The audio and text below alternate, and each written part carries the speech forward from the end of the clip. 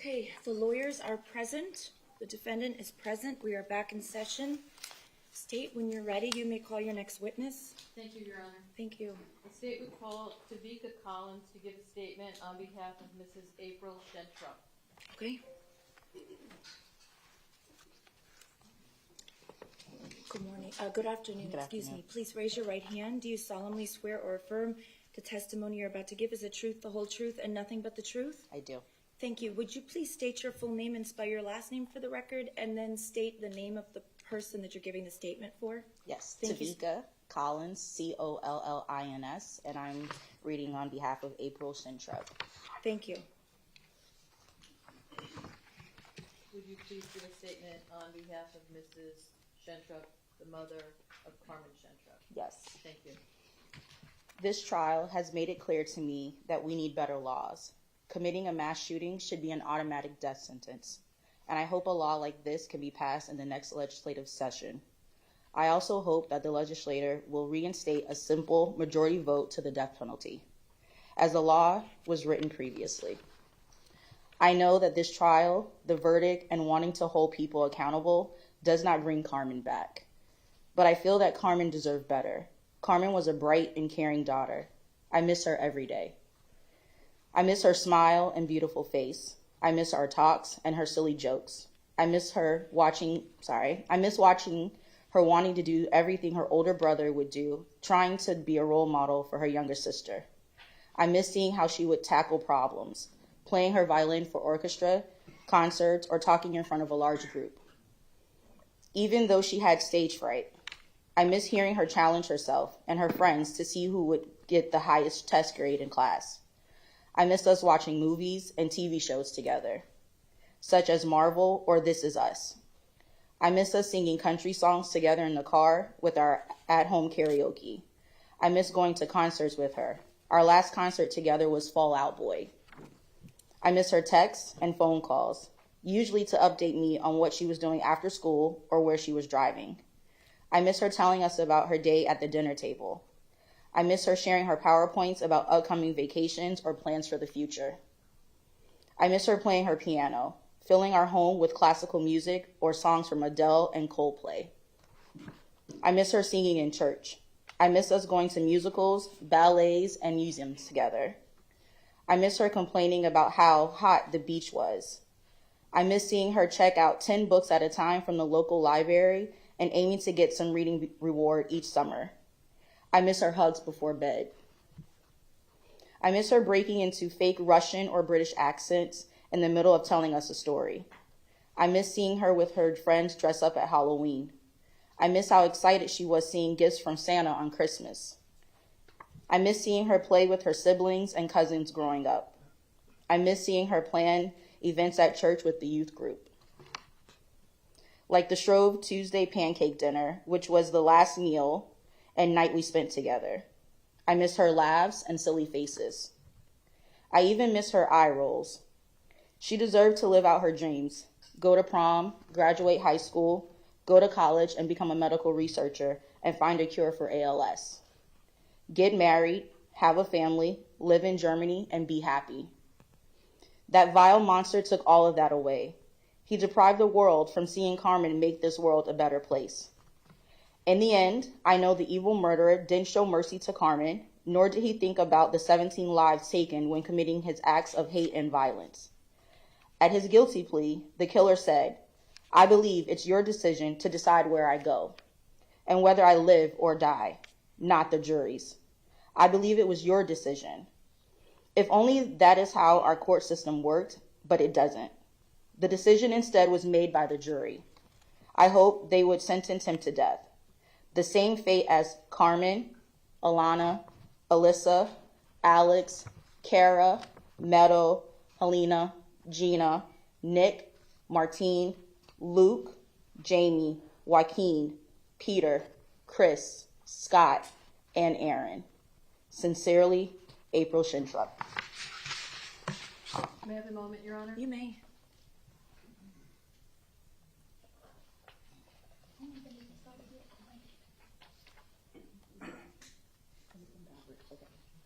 Sorry. My apologies. I completely Read backwards.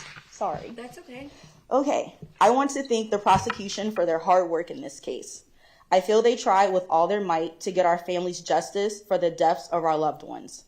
I also want to thank the judge for allowing us to speak directly to the court. My daughter Carmen and her 16 others were hunted down and brutally murdered at Marjory Stoneman Douglas High School on February 14, 2018, by the cold and calculated murderer that sits in this courtroom.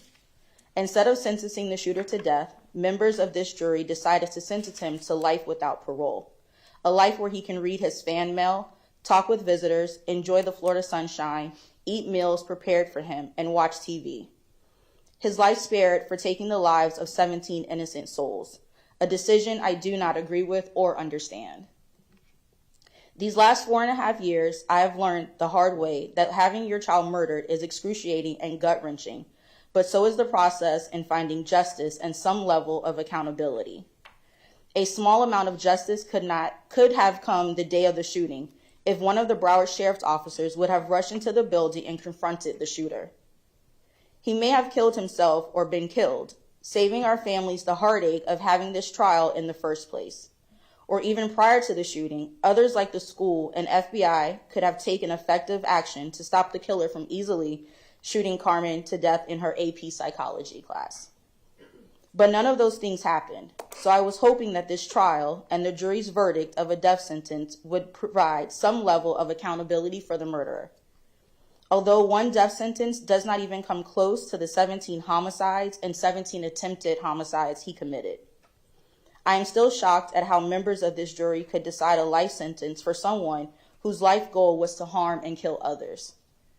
For years, he plotted and told others that he wanted to get a gun, dreamed of blood and violence, and researched other school shootings.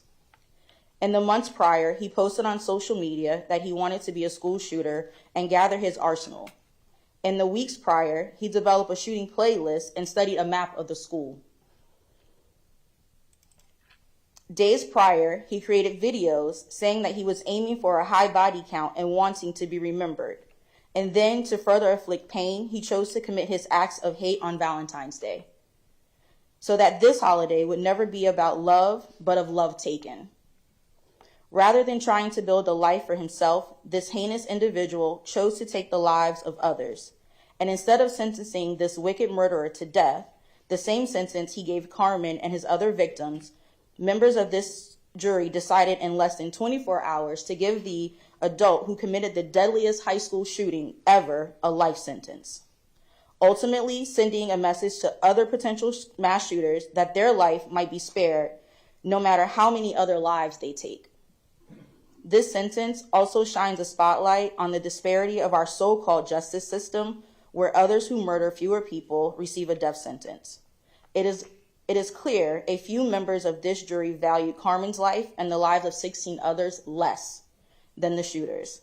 It is also clear that they do not value the lives of future victims that will come about because of their decision as well. And then it proceeds to what I read previously. Thank you. Whenever you're ready. Thank you, Your Honor. Calling Juan Vicente to give a statement on behalf of Philip Shentrup.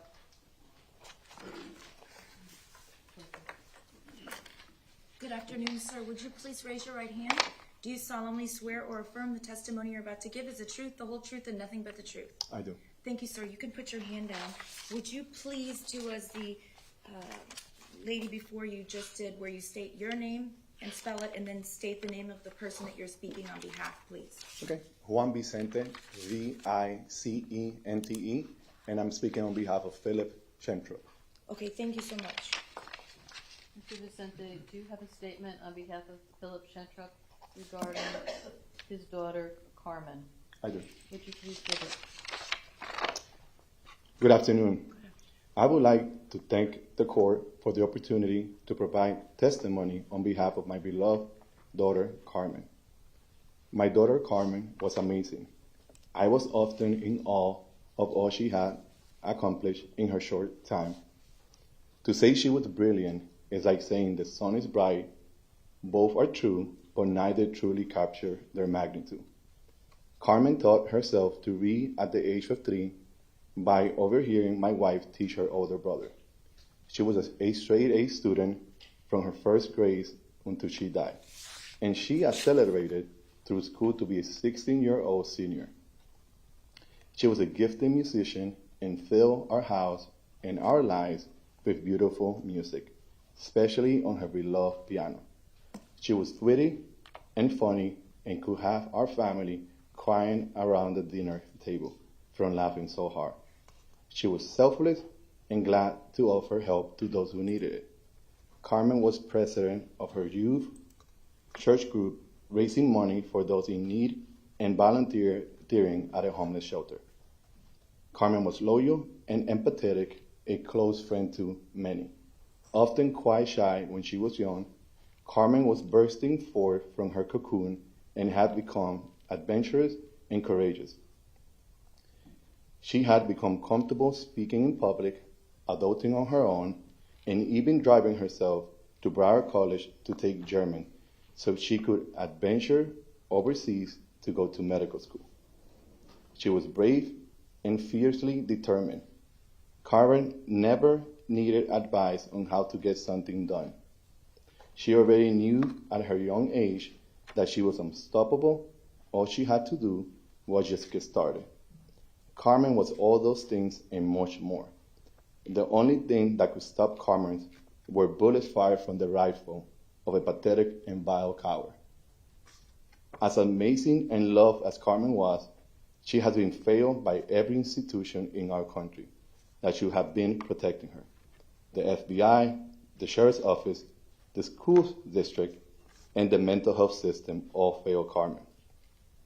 The FBI had multiple tips the murderer was going to commit mass murder and did nothing.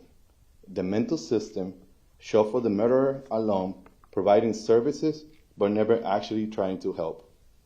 The school district failed on multiple levels, from the school's principal who testified the security of his school was not his responsibility, to the chief of student performance and accountability who days after Carmen's murder justified unlocked doors and open gates at Marjorie Stoneman Douglas by saying it was a common practice across the school district, to the school safety specialist who saw the murderer enter the school with a gun and ran away or hid in a closet, but never called a code red on the radio.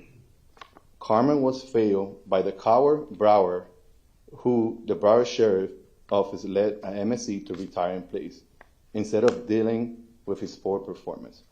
But he was not alone. She was failed by the 7 other BSO officers who stood around while children and teachers were murdered, none having the courage to do what was right and needed. And finally, she has been failed by our legal system, for there is no justice for Carmen and the 16 other murder victims. Failed by individuals whose hubris value the life of a depraved, premeditating, and unrepentant mass murderer over the lives of the 17 remarkable people. Philip Shentru. Thank you. Thank you, sir.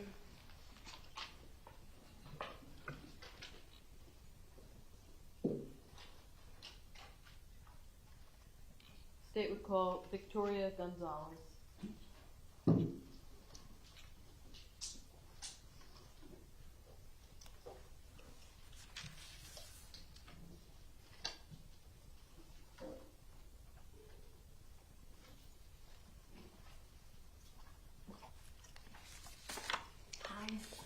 Please raise your right hand.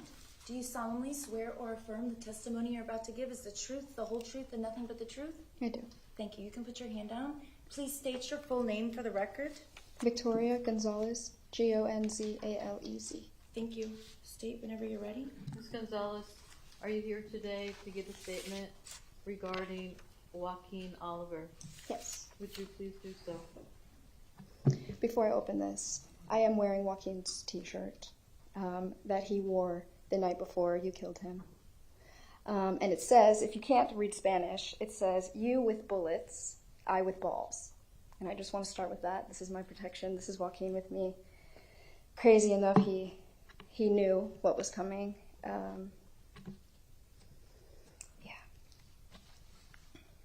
I don't know if you remember me, but we did have a class together the year before hell broke loose.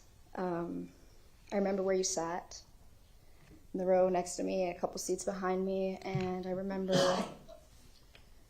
Mr. Guard going around the room, and every day we'd give a different answer from the homework the night before. He wanted to make sure who had it. I remember every day when he would get to you, I was crossing my fingers under my desk, thinking, man, I hope he has it today. Man, I hope he's doing something good for himself. Man, I hope that he's succeeding. I was rooting for you.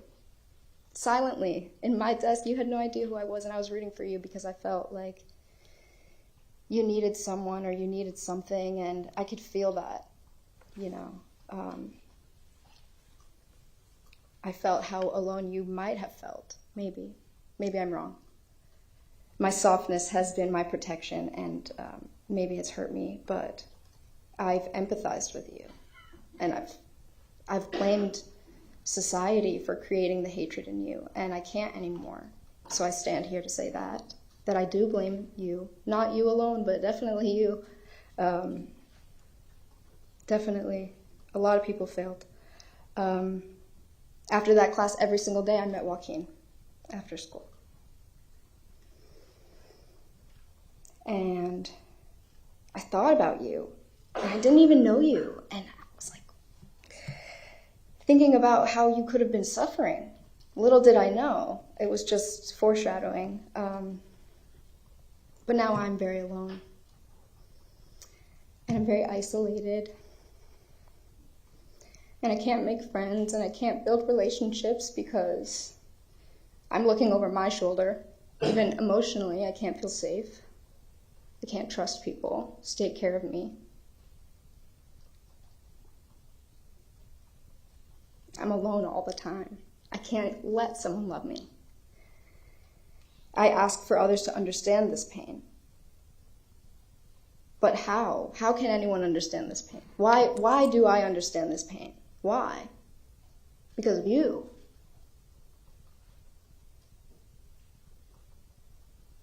How can someone love a person who's afraid of life? That's how I feel.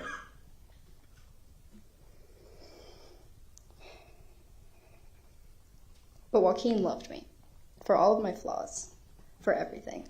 He saw the capacity to grow. He saw that my brokenness made me whole, if that will make sense.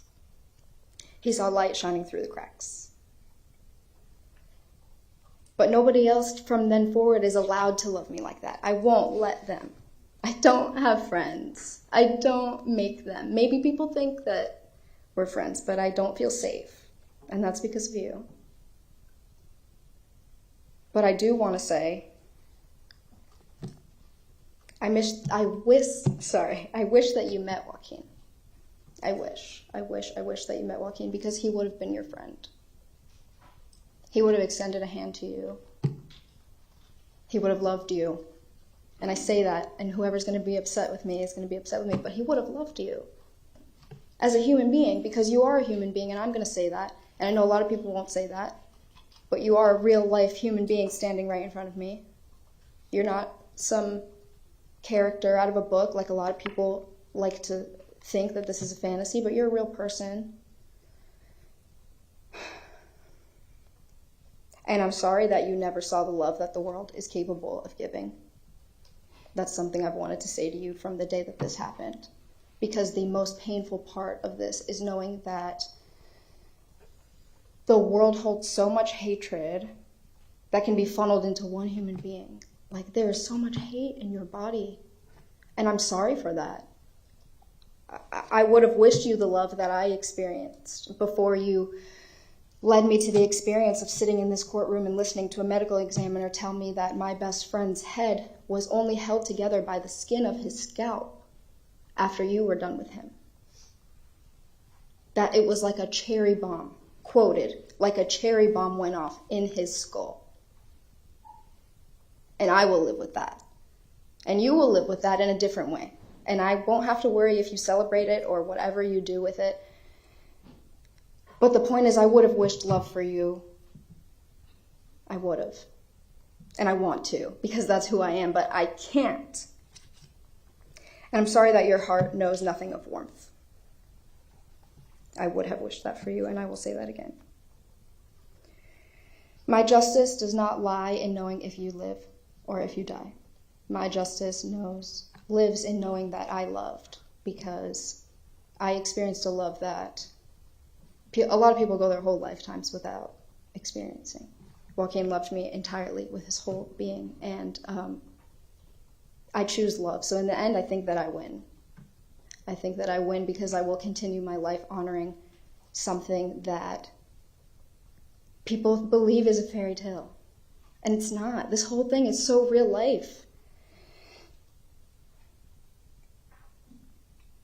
The love that Joaquin gifted me will last my lifetime. It will last many lifetimes, and I'm proud to stand here and say that, and you showed me the importance of love, and that I need to celebrate it, and that I need to preach it, and that I need to wake up every day and make someone smile so that they don't go through the world feeling like you did or you do. I don't wish that for anyone, and I wish that it didn't bring you to what you did. I wish that you had more love in your heart, and I want to say that. No matter who will hate me for it, I wish that you had love in your heart. I wish that. And on behalf of Joaquin, you may have taken my body, and for that, fuck you, but you cannot take my love. And that is all I have to say. Thank you.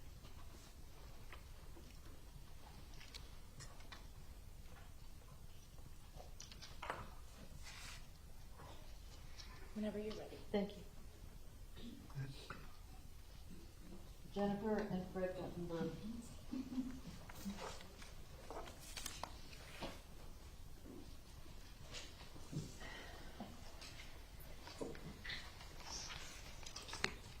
Mr. and Mrs. Gutenberg, are you both going to be speaking? Yes. Okay, would you both please raise your right hand? Do you solemnly swear or affirm the testimony you're about to give is the truth, the whole truth, and nothing but the truth? Yes. Thank you. You can both put your hands down, and if you would each state your full name for the record. Jennifer Guttenberg, Guttenberg. Thank you. And Fred Guttenberg, same spelling, Guttenberg. Thank you. Nice to see you both. Mrs. Guttenberg, would you like to say something on behalf of your daughter, Jamie? Yes, I would. Please go ahead. So yesterday, I put out a message that I wasn't going to speak. But after yesterday's events, I changed my mind. First, I want to thank you, Judge, for attempting to keep this courtroom from being a circus. The state attorneys for all the hard work that they've done for way too many years. The victims advocates in Eagles Haven who have supported us every single day, beyond imagination, honestly. So, you shouldn't be sitting there with a mask on your face. It's disrespectful to be hiding your expressions under your mask when we as the families are sitting here talking to you. Lowered down in your seat, hunched over, trying to make yourself look innocent when you're not, because you admitted what you did and everybody knows what you did. I felt the need today to remind this court and this entire country who are the important people here. And that's Jamie, my daughter, and the other 16 victims that were murdered, as well as the 17 that were injured, and countless thousands of mentally injured people from this massacre. They suffered the unimaginable. And as a reminder, there's no question about what happened. Guilt was admitted. I won't take the time to talk about you, because as far as I'm concerned, you deserve zero acknowledgement. I need only to speak about the families who have endured this horror of what you did to our loved ones. Yesterday, the elected public defender said that nobody had to endure what this defense had to endure. Let me just tell everybody what our families have had to endure. For those of you who don't know, there were many rules and restrictions for our families. We were not to wear colors like orange for my daughter, or advertising types of clothing or gear related to our loved ones. We weren't to have major reactions or facial expressions from what was being said. We had to be quiet. We didn't make a peep. We couldn't make any verbal sounds. We couldn't use our cell phones in the courtroom, even though the attorneys, the press, and everyone else could use theirs. We weren't to be speaking outside of this courtroom because we were unaware of where jurors might be and may run into somebody. The list goes on and on. And as a reminder, Mr. Weeks, and the rest of the defense attorneys, your client murdered our loved ones in cold blood, hunted them down, shot them over and over until he knew he accomplished his goal and left them for dead with no remorse. In fact, he left amongst the other students and stopped for a Slurpee because he was thirsty after his rampage. I feel our families need to be recognized. Whether in the courtroom or watching from elsewhere, we sat through this entire trial respectfully. We tried not to react while videos of our loved ones were being shown to the jury. We tried not to react when the medical examiner described their horrific injuries. We tried not to react as we were verbally taken through the crime scene, step by step. Miss McNeil waved her hand at us during her closing arguments, like this, talking about these people, and no matter what the verdict is, that these people will always be suffering from what happened. It was disrespectful, and I'd like to tell you about these people. We are sad, hurt, lonely, empty, and horrified. Yet we are strong, caring, and respectful. Each of us has done our share to try to do positive things every day, regardless of how our lives have been ruined. We have endured the unthinkable and the nonsense of this trial, including the blatant disrespect of this defense team, and now Mr. Weeks. This is a club that nobody wants to be in, but I'm glad that my club is at least with these amazing people. Let me remind everyone again, as other people have, who's important here. Jamie Guttenberg, my beautiful daughter, Nicholas Dworet, Luke Hoyer, Joaquin Oliver, Gina Montalto, Elena Petty, Kara Loughran, Meadow Pollock, Alex Schachter, Peter Wang, Martin Duque, Carmen Shentrup, Helena Ramsey, Alyssa Al-Hadef, Chris Hickson, Scott Beagle, and Aaron Feiss. Along with the 17 injured and thousands of others affected, I never want to hear the killer's name again. Let us remember the victims and their legacy. My daughter is Jamie Guttenberg. She is forever 14, and she is amazing still. And that's what I want people to remember.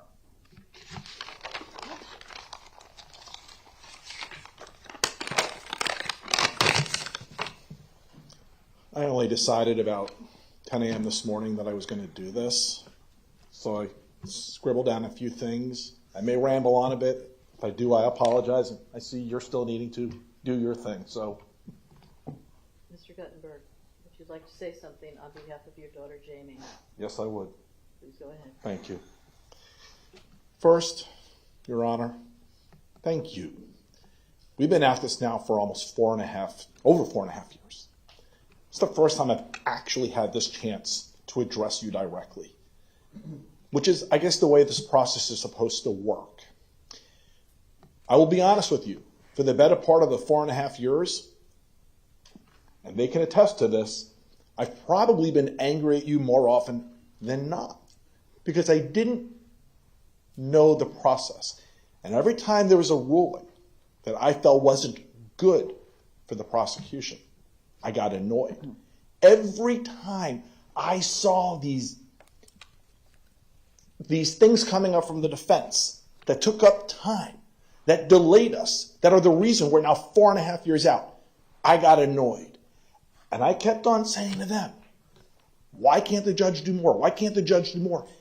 And I need to say to everyone here at this table, you are the most amazing group of people I've ever been connected to. And I thank you.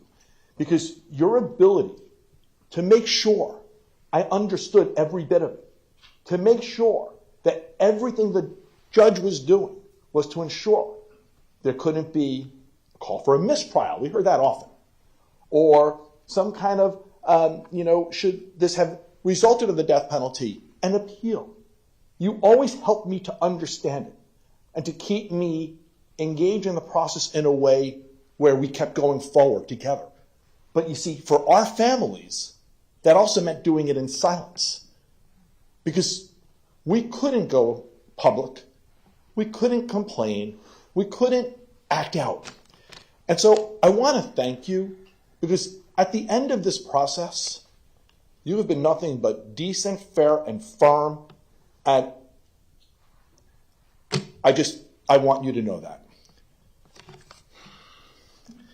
So I'm going to let everyone know something. Last week, I sat with you, Attorney Sachs, in his office. Watched the video of you. I'm glad I get to see your face right now. Of you killing my daughter for the very first time. You see, all those video evidence that was shown in this courtroom, we didn't see it. Maybe that was to protect us, to protect the public. We didn't see it. But heading into this week, I was searching for answers, for clarity. And I sat with Attorney Sachs, and I watched you kill my daughter on video. And unfortunately, I saw you killing many of the others as well. I saw you enjoying it. And I saw also what I expected of my daughter, who was the toughest human being on the face of the earth, running for her life down the hallway. And the thing is, my daughter made it to within 1 second of being alive. She actually made it into the stairwell. You shot her with a single shot. You severed her spinal cord, her chest filled with blood, in the stairwell. You did that. You did that to the other 16 as well. After I sat with Mike, I did what I often do. I went to the cemetery, looking for guidance from Jamie, for strength. And I walked away from the cemetery realizing no matter the outcome of the verdict, nothing changed. Jamie's still at the cemetery. Nothing changed. I'm still a dad who spent every day dreaming of walking his daughter down the aisle, who now will have to endure a lifetime of the reality that I won't get to walk my daughter down the aisle. There are, actually by a show of hands, anyone else in this room, because of him, going to have to endure not watching people they love get married? I am a person who has to endure the fact that my daughter is not in the college of her dreams because of you. Out of curiosity, does anyone else in this room have to endure the fact that their loved ones aren't in college? Because of you, I've had to endure spending Father's Day. My wife has had to endure spending Mother's Day. We've had to endure spending our time for birthdays at a cemetery. Anyone else, because of him, have to endure those things? Yeah. Anyone who claims that they had to endure anything close to what we endure, you may want to rethink your language and your choice of words just a bit. I look at you sitting there right now, looking the way you should have looked through the entire trial, like a convicted murderer, in your prison outfit, shackled.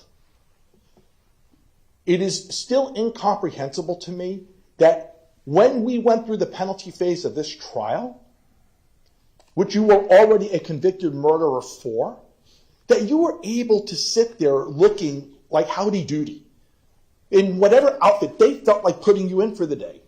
Your hairstyle, your mask on, your seat really low like a little boy, faking out the jury as to who you really are.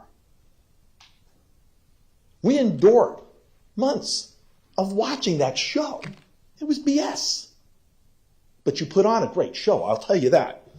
You did your job. You got him from not getting the death penalty. You all can't understand the pain that we go through. But what I will say is that statement yesterday, I actually believe it, that Public Defender Weeks believed it. I actually think you all believe it. You've endured something worse than us, which is why you've behaved the way you have with us. Months we've been here. Not a single one of you has actually ever even looked in our direction, made an effort to say, we're sorry for your loss, ever. Now, I understand you had a job to do defending the indefensible, defending a mass murderer of 17 people. I understand that was hard, and you were doing your job as you were required to do. But I'm not sure anywhere along the way there was a requirement that you give up your humanity and you give up your decency, but you did. That was a choice you made. I've got your email apologizing for the middle finger stunt. I have it, okay? Laughing with him as you're doing it. And the crazy thing is, I've reread it multiple times. You actually didn't apologize to us. You apologized that you didn't know the camera was on while you were doing that you got caught. That's what we've had to endure, okay? Because we've always seen you all turning this into that. But again, you didn't get the death penalty. You did your job. I hope you're all proud of yourselves.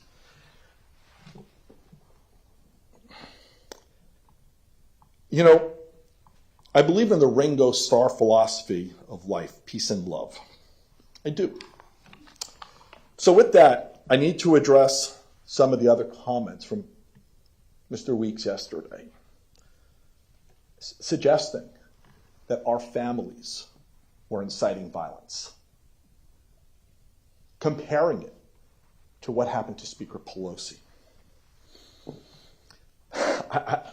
When that happened yesterday, my wife, I started screaming in the house. So what I need to let you all know, all of our families, because of what you did, I didn't know them before. I knew nothing about them. We've all got to know each other. And every single one of these families, because of what you did, is doing amazing things in this country today in the name of safety, in the name of saving lives, in the name of making sure our schools are safer, our streets are safer. I travel this country. I haven't worked since what you did.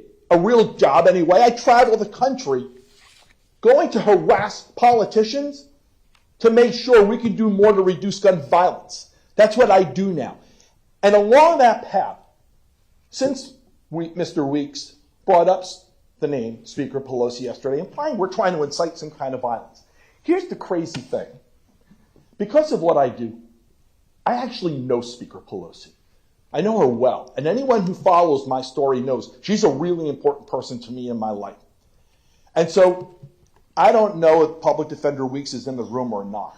But for him to have trivialized and minimized that real act of violence to make a moronic, stupid point, shame. That's all I can say, shame.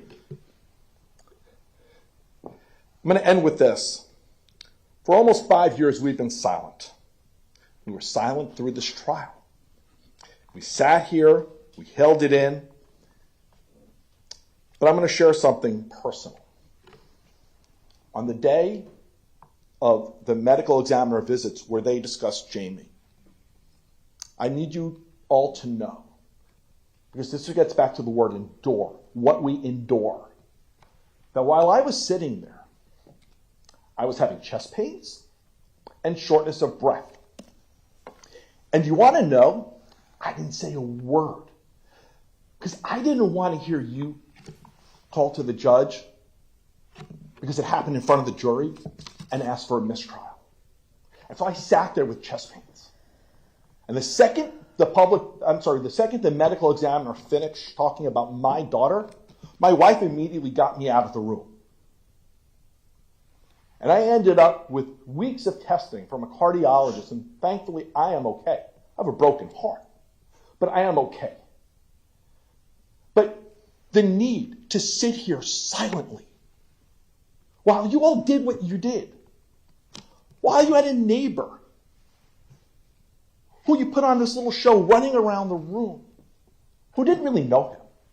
He lived in a house behind a house across the street, met him once in person. He ended up under cross-examination acknowledging that. You actually spoke about the neighbor in your closing statement, but the neighbor didn't actually know him. Okay? We watched this. We endured this. And yeah, it got to be too much at times that I developed a health issue over it. But again, I am okay. And I'm going to be okay. And I am going to go forward with my wife. And we are going to continue to build our foundation, Orange Ribbons for Jamie. And everyone else back there, they're going to continue to build their amazing foundations, doing all the amazing work that they do. Just so you know, because of you, our foundation is starting a new program called Paws of Love. We're going to be providing emotional support dogs to victims of gun violence. So the next time somebody does what you did, we'll be there for them. That's who we are. To suggest for 1 second that we would be the kinds of people, or anyone back there would be the kinds of people who would incite violence, y'all should be ashamed of yourselves. But you said it. Can't take it back now. So I'm going to leave it here. I'm only looking to see 2 more things happen today. One will be your formal sentencing of him. And the other one, I want to see Gordon Weeks resign before the end of the day today. Thank you.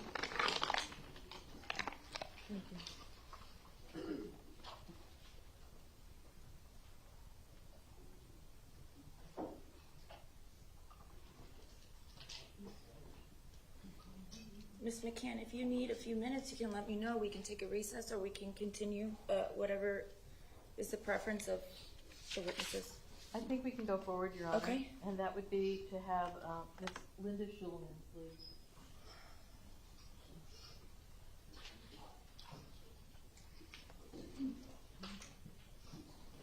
Oh, I'm sorry, Mr. Michael Schulman.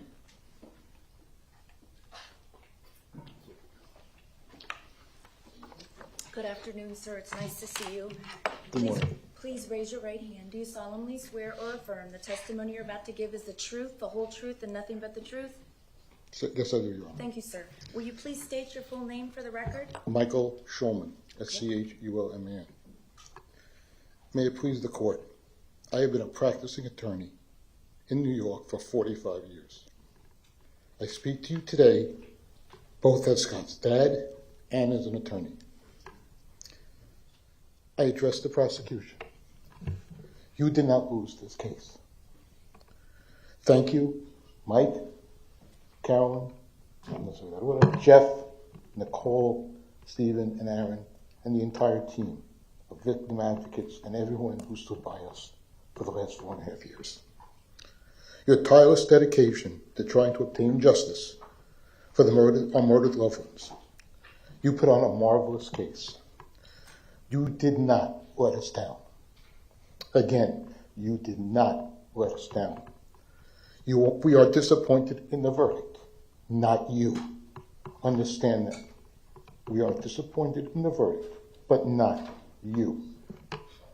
Judge Scherer, I have been before many, many judges in my 45 years as an attorney.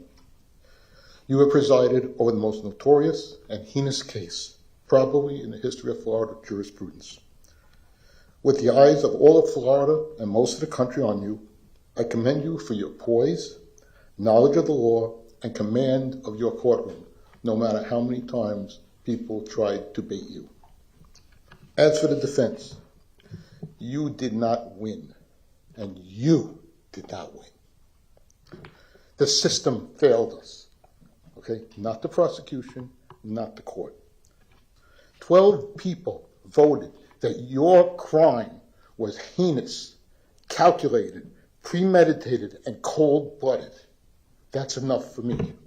They recognize the type of person, I take that back, the type of animal that you are. Calling you a person demeans everyone else here. I will not waste my time going to chapter and verse of all the inappropriate actions of defense counsel. I agree with everything Max Schachter said. I agree with everything Patricia Alvarez said. Zealous representation of the confessed murderer does not mean flipping the bird when you think the cameras are not on you. This is simply not professional. My wife and I sat in the courtroom when you, Mr. Weeks, I don't know if you're here, okay, but you should be embarrassed if you are, had the balls to say on the record, with the families of those murdered sitting in the courtroom, that no one has endured what he, and meaning the defense, has endured. Are you freaking kidding me? I'm not going to repeat what Fred Guttenberg said, because he said it so eloquently. Ask me if I feel sorry for Mr. Wheeler or Ms. McNeil, who had such thin skins that they objected during this proceeding over what was said. No one threatened any of your families. Did you see the gun? Did you see the film? Did you see the picture of that piece of shit pointed at my son? Did you see him going down? That's a threat.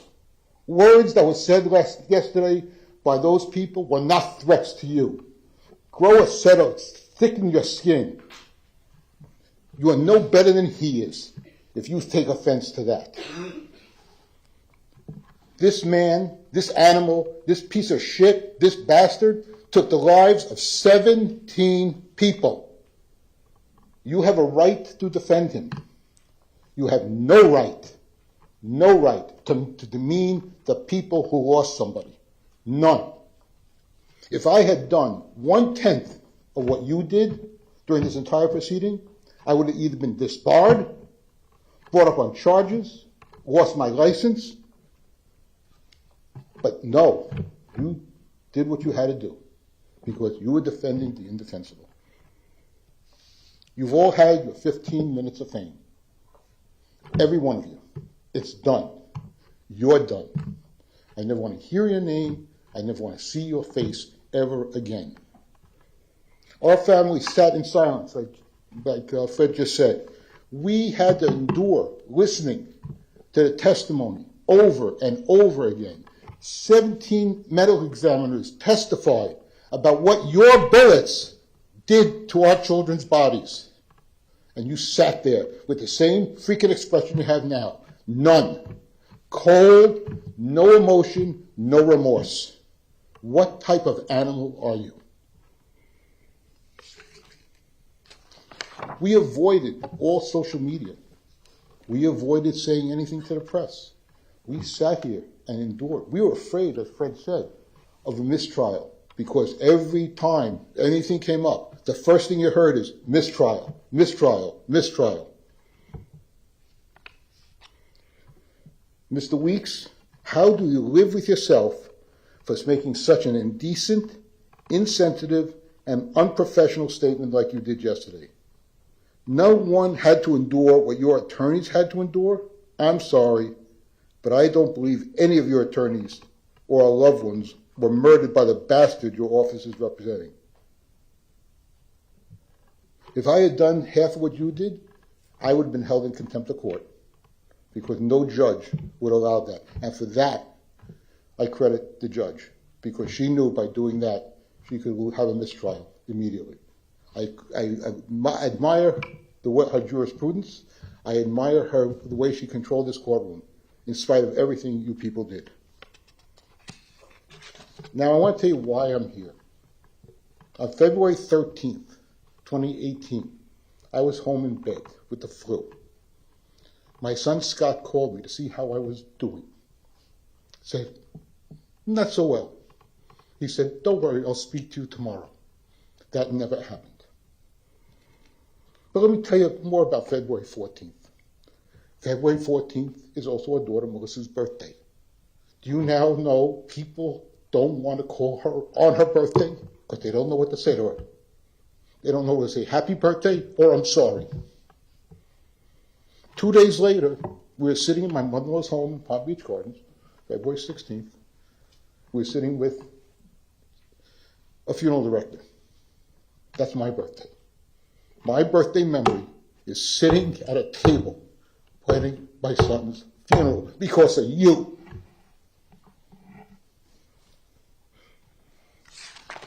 Know how we got down here? We live in New York. I was watching TV, CNN. I was sick.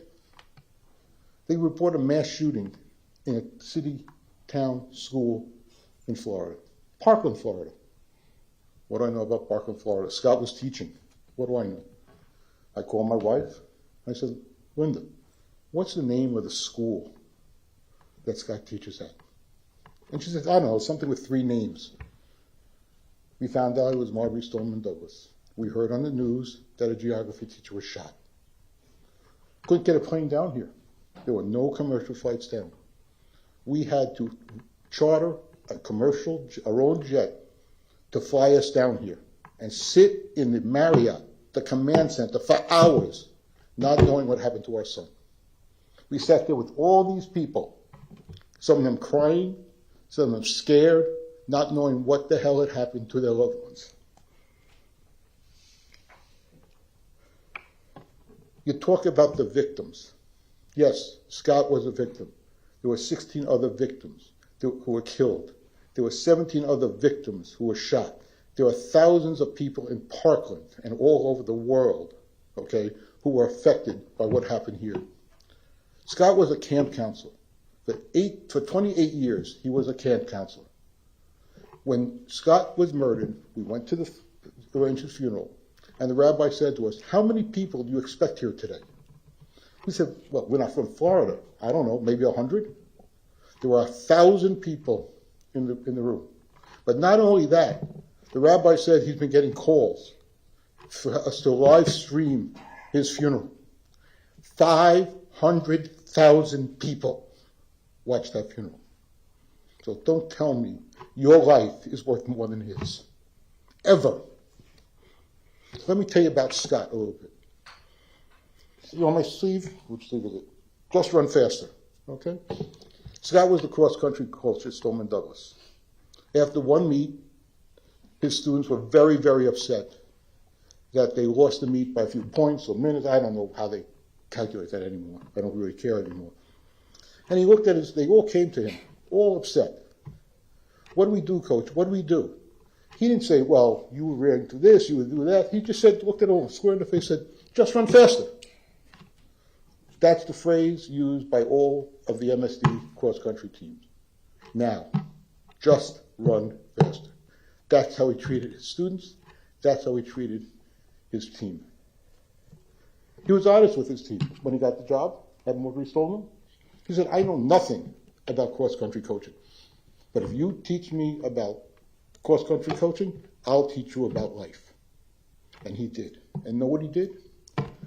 4 or 5 days after the shooting, there was a memorial concert at one of the facilities here in the city. We sat there, someone pointed us out, and a nice Irish grandmother with the thickest brogue accent I've ever heard in my entire life. She needed to come with a translator, that's how thick it was. Tapped my wife on the shoulder and said, I love your son, but I never met him. Okay, I'll bite. She said he gave her her granddaughter an assignment. Call somebody who you don't know that well, from another country, who grew up in another country, and find out all about that country and what they lived through. She called her grandmother. They stayed on the phone for hours.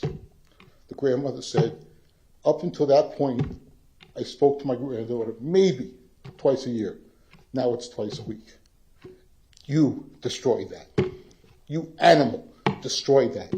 You took my son away and a teacher away that loved his children.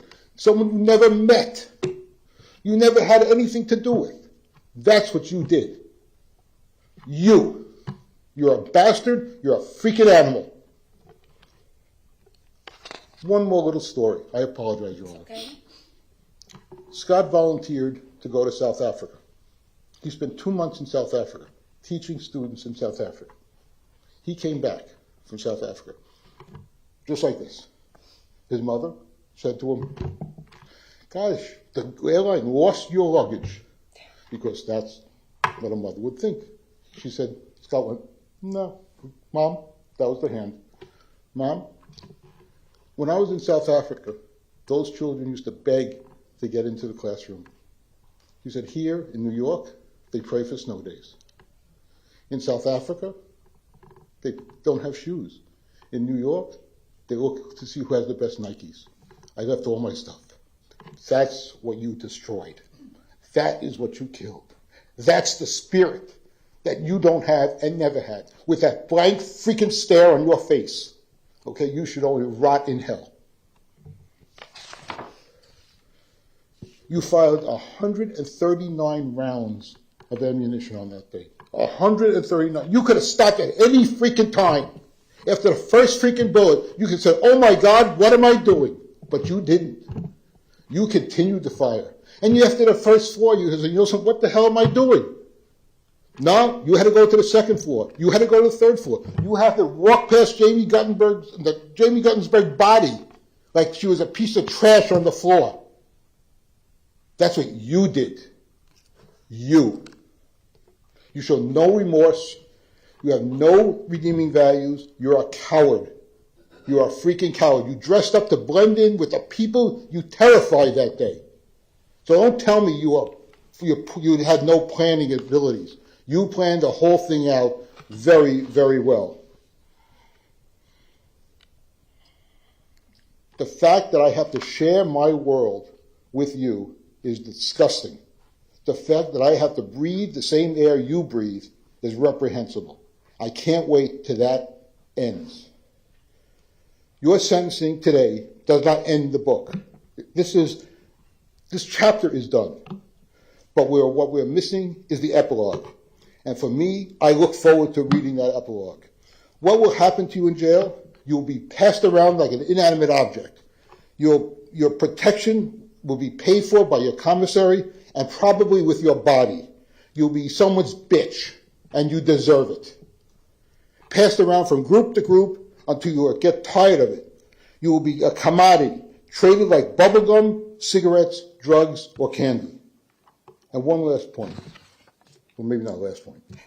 My 70th birthday is February 2024. My hope, my prayer for my birthday present is to get word that you are dead. That the justice system was done in jail. That the prisoners and inmates that you have to associate with executed the judgment that this court can't. And I hope that it's the most painful judgment ever. Hope that when your final death comes, you have the same fear, the same agony as the 16 people you killed and my son. Hope that your death is slow and agonizing, because it won't be like a state execution. Prison justice is a bitch. When your fellow inmates execute the death penalty that you deserve, they will do so in such a cold, calculated, heinous, painful manner that you'll be wishing that the state of Florida had executed you in the compassionate way they must by law. Finally, I have one request, Your Honor. I'm sorry. I just want to say one more thing.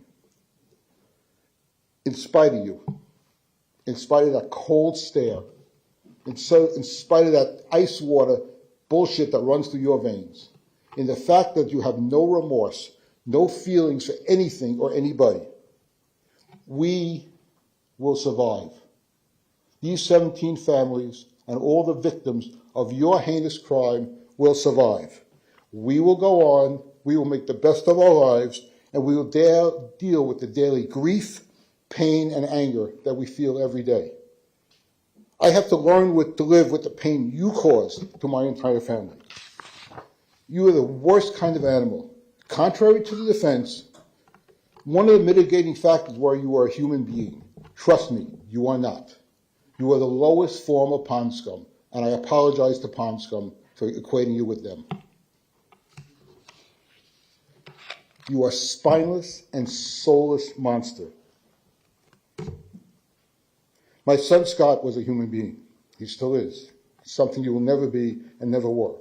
He has a soul, he was kind, he has a character, and he cared for his fellow human beings, something you never did. Now one last request, Your Honor. I apologize. I would like to make a formal request to you, or to whoever it has to be, on the record, to the Public Defender's Office.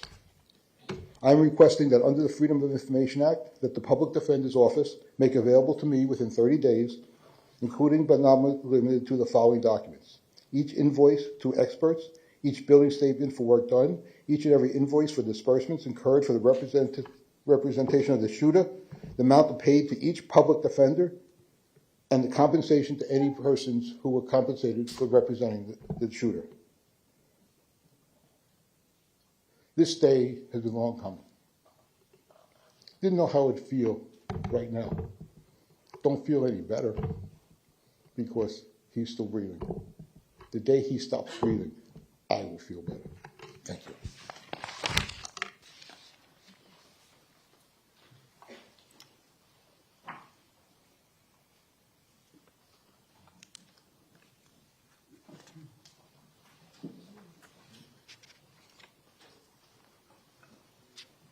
Mrs. Linda Beagle, Schulman.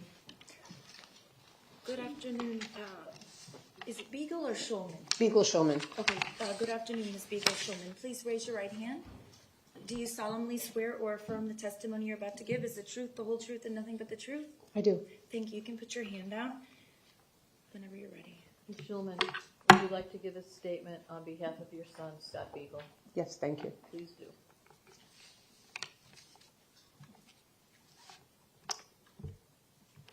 It has been 1,723 days since you murdered my son, along with 16 other innocent students. My son Scott was the geography teacher and cross-country coach at Marjorie Stoneman Douglas High School, which you heard all about from my husband. In spite of your desire to kill as many students as possible, Scott, realizing that you were in the school and on a killing rampage, he did what he had to in order to save the lives of as many students as he could as possible. He managed to save 31 students before you killed him. This is my son, Scott.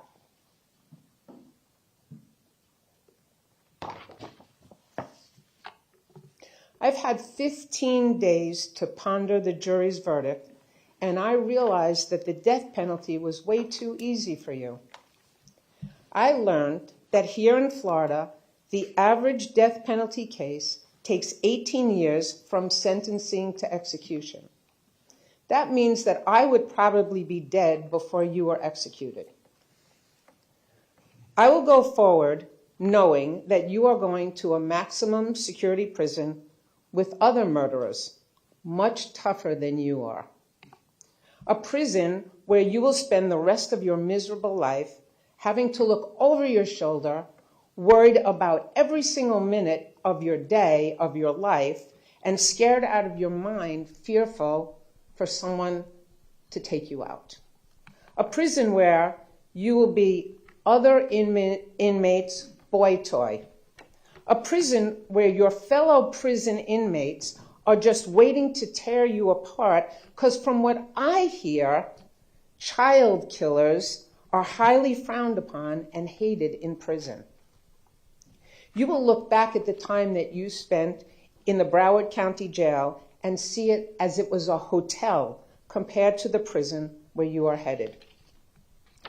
As far as I'm concerned, real justice would be done if every family here were given a bullet and your AR-15, and we got to pick straws, and each one of us got to shoot one at a time at you, making sure that you felt every bit of it and your fear continued to mount until the last family member who pulled that last straw had the privilege of making sure that they killed you. That's real justice for you.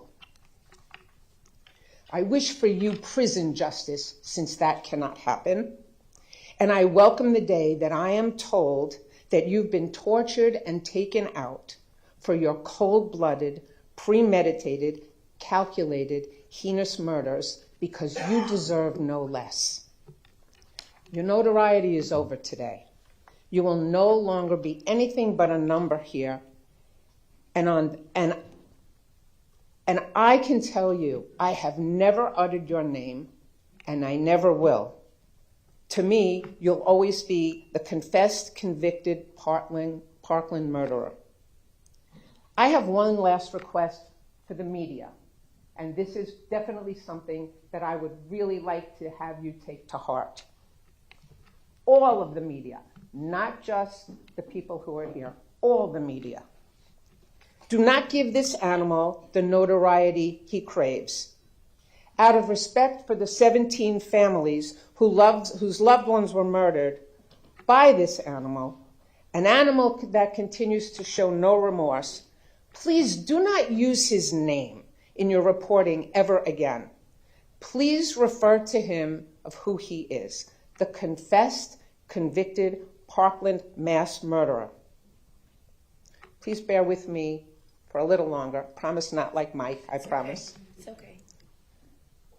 To the state's trial attorneys, Michael Satz, Carolyn McCann, Jeff Marcus, Nicole Chiappone, Stephen Klinger, Aaron Sabitsky, as well as your entire staff, including the victims' advocates. When we first began this case, you answered all my questions, and I had so many questions. You explained to me that this is the perfect death penalty case because I was not aware of what the difference really was for the death penalty or life in prison without parole. Mr. Satz, you took the time and explained and promised me. You said, this is a very important case. The reason we go for the death penalty in this case is because you and your team wanted to make sure that it was not going to be just another mass shooting. You promised that the Parkland shooting case, every single one of our loved ones would be known by name, by face, who they were, their age. Nobody, if they ever heard Parkland again, would not know about every one of those loved ones that were murdered. You fulfilled your promise. For that, I thank you from the bottom of my heart. You kept your promise. The case that you all put on was flawless, okay? You proved every aggravating factor.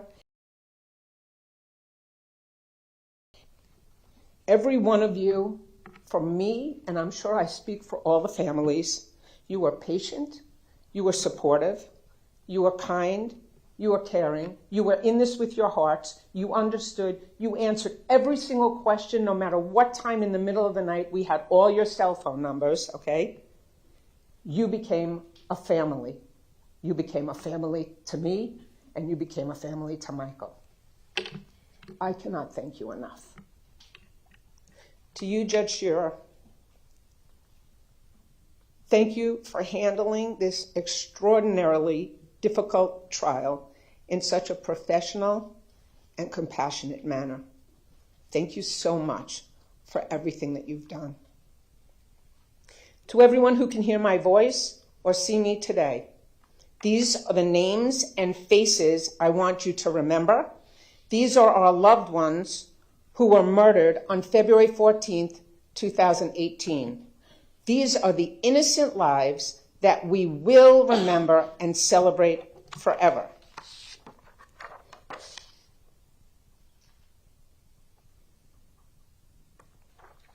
Alyssa Alhadeff, 14. Martin Duque Anguiano, 14. Nicholas Dworet, 17. Aaron Feiss, 37. Jamie Guttenberg, 14. Chris Hickson, 49. Luke Hoyer, 15. Carol Loughran, 14. Gina Maltalto, 14. Joaquin Oliver, 17. Elena Petty, 14. Meadow Pollock, 18. Helena Ramsey, 17. Alex Schachter, 14. Carmen Centra, 16. Peter Wang, 15. My irreplaceable son, Scott Beagle, 35, who I will honor, cherish, and love for every day of the rest of my life. Thank you.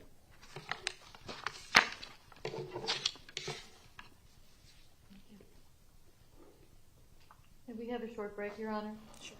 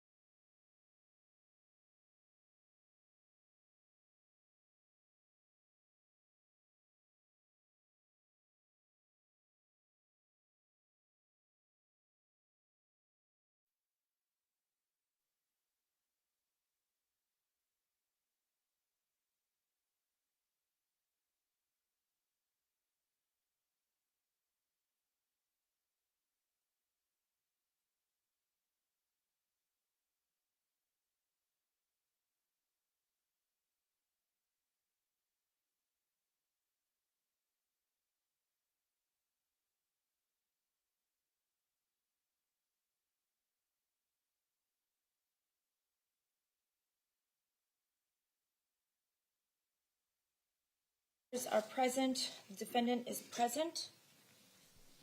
Judge, if you could just indulge us for a couple more minutes while the witnesses come back in from the Eagles Haven room, please. Sure. Thank you.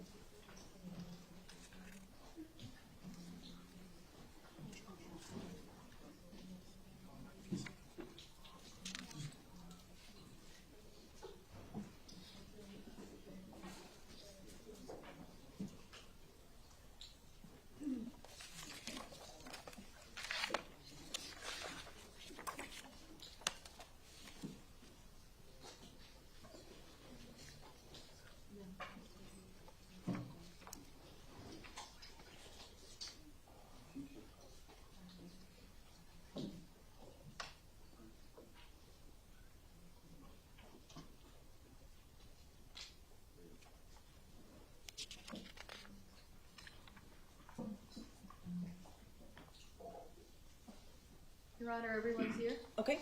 Thank you. Sure. The state would next call Ms. Andrea Gersey.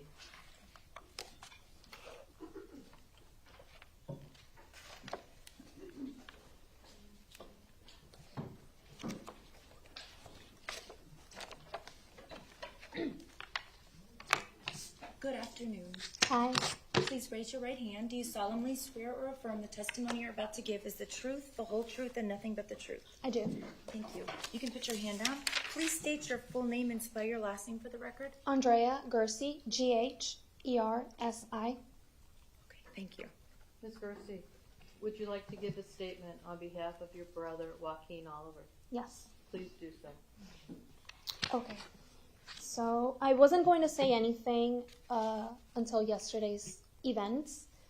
So I will start with this. To you, I would never, ever, ever sit down and write anything about you and take my time. So like Debbie Hickson said, you will cease to exist after today. I just hope that your fellow inmates take real nice and cozy care of you. Okay.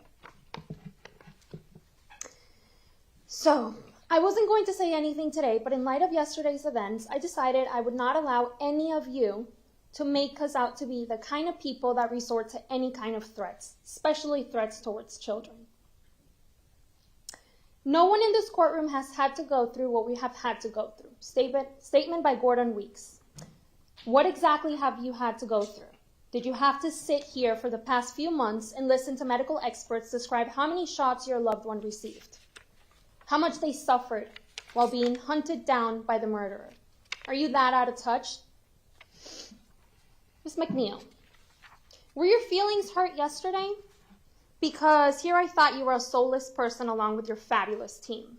Since the entirety of this trial, you have behaved as such, not once looking over at us, instead feeling empathy and compassion for the murderer. Whatever so-called attacks you're receiving, you brought upon yourselves, each and every one of you. Had you handled this case with more class and professionalism, we perhaps could have focused our negative feelings solely on the murderer. But professionalism, class, and respect is something only the prosecution seems to be acquainted with. I will repeat your words. Remember, this was a personal moral decision you all made. Like when you decide to marry someone, or when you don't want to marry someone. So look into your heart, look into your soul, and learn to live with the fact that you condoned the slaughter of 17 innocents. But I promise you that one day, I don't know when, you will ask yourself, did I make the right decision? Thank you, Your Honor, for the way you conducted this entire trial. Mike, Jeff, Carolyn, Nicole, Stephen, Aaron, and Lauren, thank you all from the bottom of my heart. You did not fail any of us at all. You are part of my family, and we are eternally grateful for each and one of you. Eagles Heaven and State Advocates, thank you from the bottom of my heart. Thank you.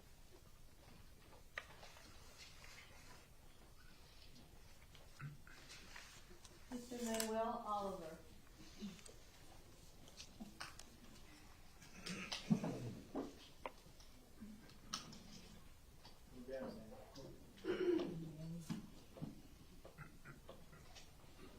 Good afternoon, Mr. Oliver.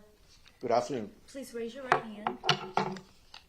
Do you solemnly swear or affirm the testimony you're about to give is the truth, the whole truth, and nothing but the truth? I do, yes. Thank you, sir. You can put your hand down and please state your full name for the record. My name is Manuel Oliver, and I am Joaquin Oliver's dad. Mr. Oliver, would you like to say something on behalf of your son Joaquin? Yes, I do. Please do.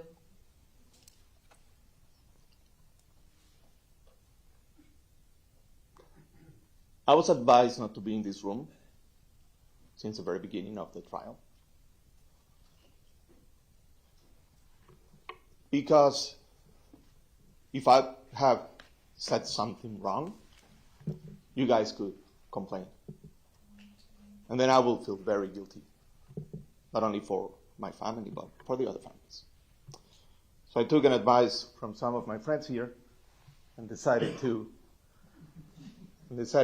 stay home and watch you guys all time and watch my brave girls, Andrea and Patricia, doing what they did.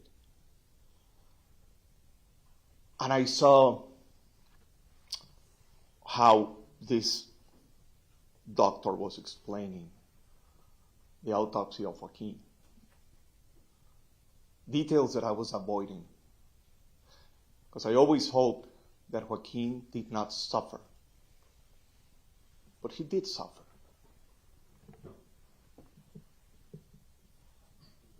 You shot my kid 4 times. You blew his head. His marvelous brain and ideas and dreams. You destroyed them. Shot him 4 times. You needed an AR-15 to do that, because otherwise Joaquin would have beaten the shit out of you. But you were coward enough. And you can't be cowards in this life. Hiding your actions. The middle finger, lady. Apologizing for a middle finger. You need to learn how to do a middle finger. So you don't need to apologize to anyone.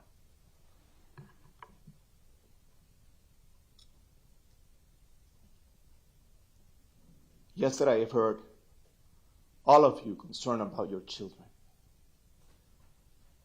It's ironic and unreal. The whole trial suddenly. Oh, don't mess with my kids, my children. Keep away from that.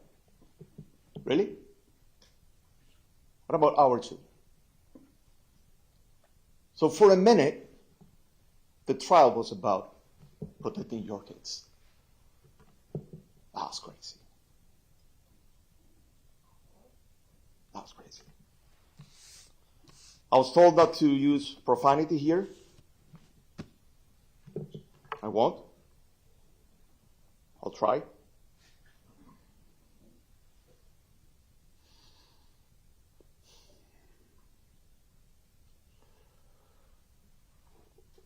I think that one of the reasons that you did this, I'm talking to you right now, is to be famous. So I think that someone will steal that fame from you. whoever takes care of you will own that fame.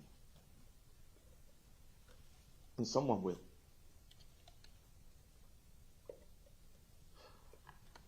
You're going to die before me. And I will celebrate when you die. I heard you saying that you don't want to suffer. You don't like painful things. You understand that you will suffer and you will go through pain. A lot of pain.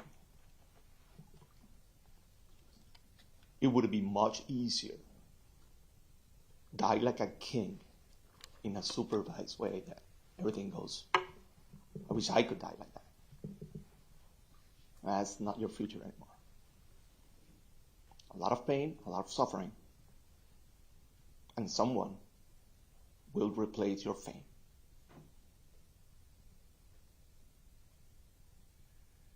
And I'm closing this chapter today, but you're not. Your chapter opens today.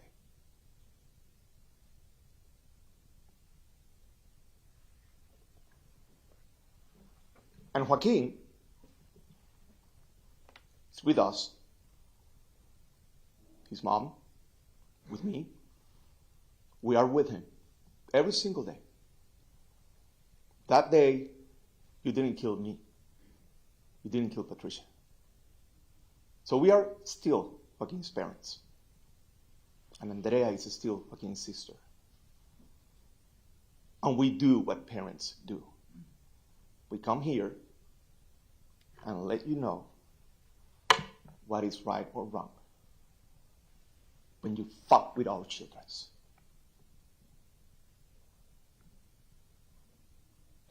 And a lot of people will hate all of you guys now. And they've seen your faces. And you can complain about what I'm saying right now. I don't care. Go ahead. I'm the last speaker, by the way, so I don't think nothing will happen if you say anything right now.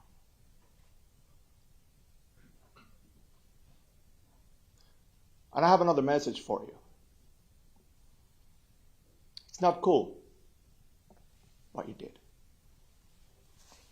All the kids, the youth, that along with Patricia and myself, work tireless every single day on debating gun violence and change the future of this nation, hate you. So if you were trying to be the cool guy, you're not. You're the worst. How does it feel? Nobody likes you. Sad. You know who they love, Joaquin? They love him. They send him messages. He has followers, millions of followers for all around the planet. And they will keep on following Joaquin while you are afraid of going through pain and die because someone will steal your fame.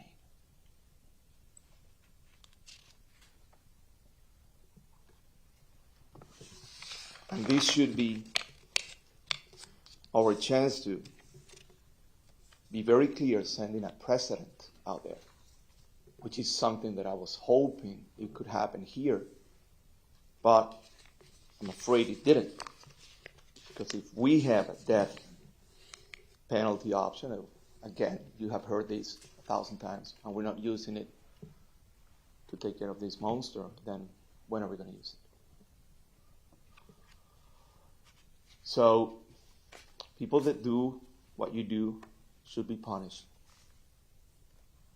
And we have the chance to show everyone that that is an option. And we wasted that opportunity. So now, the families, including myself, we need to declare that precedent. That is wrong. People like you don't deserve a space here.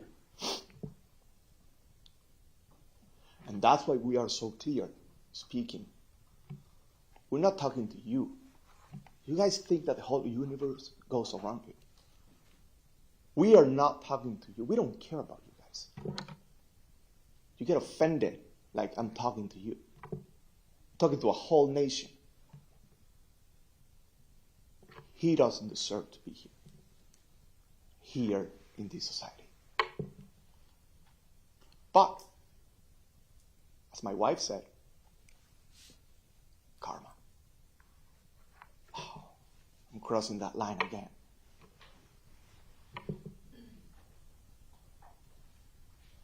You did a great job. You did your best, and I know that. I can feel it. I saw it. And I admire all the families that were here, spending hours, days. I was with you. Trust me. I was crying in my office. Breakdowns. But I followed my friend's advice. Stay home, man. But not today, because today I can say whatever I want. And I can dress however I want.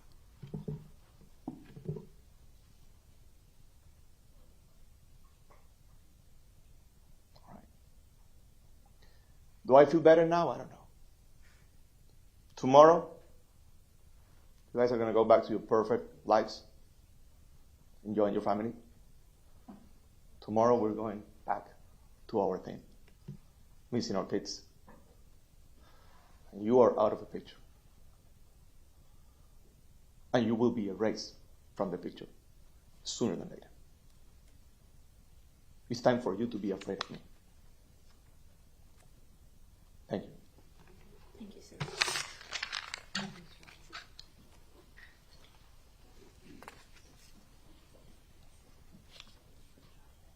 State has no more witnesses, Your Honor. Does the defense have any testimony or evidence that you wish to present at this time?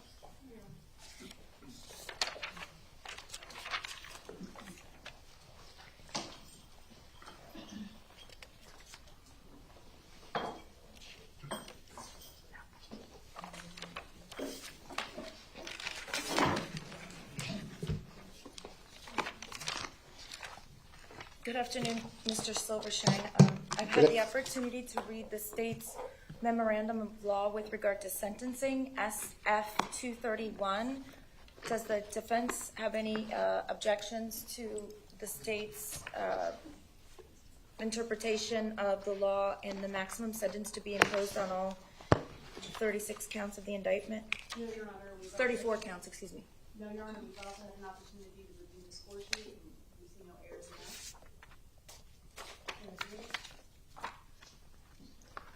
Your Honor, Joel Silvershine on behalf of the state. We've submitted a guideline score sheet which reflects a lowest permissible sentence of 1,029 months. That's been provided to the defense. At this point in time, as to the sentence regarding counts 1 through 17, which is murder in first degree, under Florida statute, chapter 775.082, there's only one sentence that can be imposed at this time, and that is life imprisonment with no possibility of parole. As to counts 18 through 34, which is attempted murder in the first degree with a firearm, those are life felonies. The court has the ability to sentence under the Criminal Punishment Code to life imprisonment. The lowest permissible sentence being that over 363 points also gives the court the ability to sentence the defendant to life imprisonment on those counts. Additionally, the court needs to consider the ability of the court of these sentences to run consecutively. And under the case law, under Chapter 921.16, subsection 1, that can be done. The court does have that option. The court also has the ability to sentence the defendant to life imprisonment on those counts involving attempted first-degree murder where not only because of it being a life felony, but for those crimes for which great bodily harm was alleged under the 1020 life law, because the guilty plea of the defendant acted as an admission or a confession to everything that is in the allegation in the indictment, that allows the court under that particular statute, which is the 1020 life law, to be sentenced to life imprisonment under that. For those 9 counts which did not involve, which was not alleged to have great bodily injury, where there is possession and discharge alleged, those crimes must have a 20-year mandatory minimum, also assessed along with what the state will present will be a request for life imprisonment. Those are the legal ramifications as far as the sentencing guidelines are concerned and the law. There is one other thing I would ask the court to address. On October 28th of this year, this would be SF-232, the state filed a notice to the defendant in the Department of Legal Affairs regarding Florida Statute 924.512. That is the Florida version of the Son of Sam law. And I read as follows. Comes now the state of Florida by and through the undersigned Assistant State Attorney and gives notice to the defendant in the Department of Legal Affairs that the state of Florida intends to invoke the provisions of Florida Statute Section 944.512, commonly known as the Son of Sam law, should there be royalties, commissions, proceeds of sales, or any other thing of value payable to or accruing to the defendant or a person on his behalf, including any person to whom the proceeds may be transferred or assigned by gift or otherwise from any literary, cinematic, or other account of the crime for the crimes for which the defendant is convicted. Any proceeds will be distributed as provided by law. This has been provided to the defense. I have also contacted the Department of Legal Affairs, and they acknowledge receipt of this as well. And with that, I will defer to Mr. Satz. Your Honor, we would ask for the maximum sentence for the first 17 counts of the indictment of murder in the first degree. We would ask the court to sentence the defendant to consecutive life sentences for the 17 counts of first degree murder, and to counts 18 through 34, the attempted murder in the first degree. We would ask the court for each one of those 17 counts, sentence the defendant to life in prison. Each one of those 18 to 34 counts to run consecutive to one another.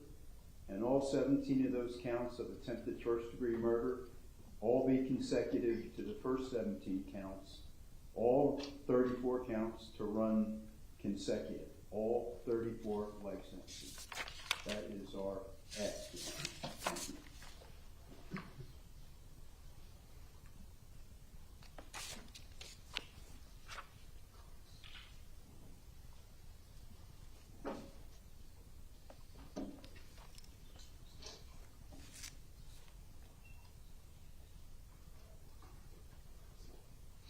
Your Honor? Yes. May I address the court on restitution for a moment? Sure. Judge, I need to supply to the defense and to the court 34 restitution orders, and we are asking the court issue an individual restitution order for each of the victims for 34 counts, but to also reserve jurisdiction for the amount of restitution. I have been in touch with Mrs. Neal and informed her that we are still gathering the various numbers of paperwork for the individual victims and families. And I believe she was in agreement with the court ordering restitution, but setting aside and reserving jurisdiction for a later time to have a hearing on restitution. So there's no amount on any count currently. It's just you want me to enter an open order of ordering restitution and reserving as to the specific amount on each of the 34 counts. Yes,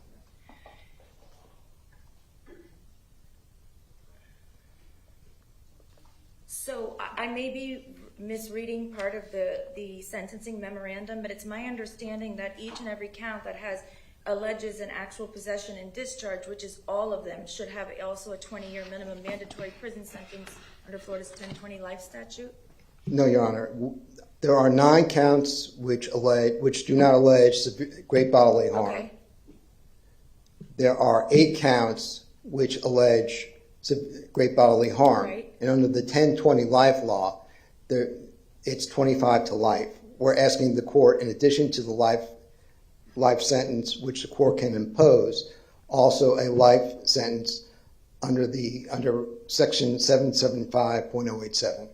But wouldn't all of the 17 counts of attempted first-degree murder, because there was and it's not alleged anymore because he pled to it, a proven fact of discharging a firearm, wouldn't they all have 20-year minimum mandatory prison sentences? Some are 25 to life, the way they are charged in the indictment. So I understand you're asking me to sentence all 17 counts of attempted first-degree murder to life in prison. Correct. With a 10-20 life firearm minimum mandatory prison sentence. Depending on the way that the count is done. So I saw where you said 20 years on 19, 21, 22, 23, 24, 25, 27, 31, and 32. Correct. And then what minimum mandatory are you asking, if any, to impose on the victims that suffered great bodily harm? It's 25 to life. So it would be life imprisonment With a mandatory, life. minimum life imprisonment under 775.087.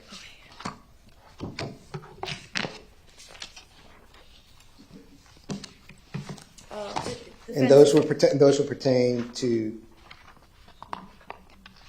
the following counts: 18, 20, 26, 28, 29, 30, 33, and 34. So it would be life mandatory under 775.087 for counts 18, 20, 26, 28, 29, 30, 33, and 34. And as to counts 19, 21, 22, 23, 24, 25, 27, 31, and 32, life imprisonment with a 20-year mandatory minimum under Florida Statute 775.087. Defense, was that your understanding of the sentencing memorandum or the reasoning in the state sentencing memorandum? Yes, Your Honor, we're in agreement with the state. Your Honor, there's just one more matter. The state filed a notice for cost of prosecution of SF-233. I spoke to the defense. They're in agreement with the amount. I did attach an exhibit to justify the cost. I prepared an order for the court. You may. And while the sheriff's office, I don't believe there's a representative here, but I think the defense can answer my question. I received an agreed order as to civil restitution lien to Broward Sheriff's Office, but the amount is much different than what was originally asked for. And so that's why I hadn't signed it yet. So it is an agreed order between the defense and the Broward Sheriff's Office. I believe there's a statutory cap of $250,000. I believe that the cost of incarceration far exceeds that. So you all are agreeing to the statutory cap? Yes. Okay. And I have copies if Your Honor needs it. I have the order right here. I just needed to reconcile the.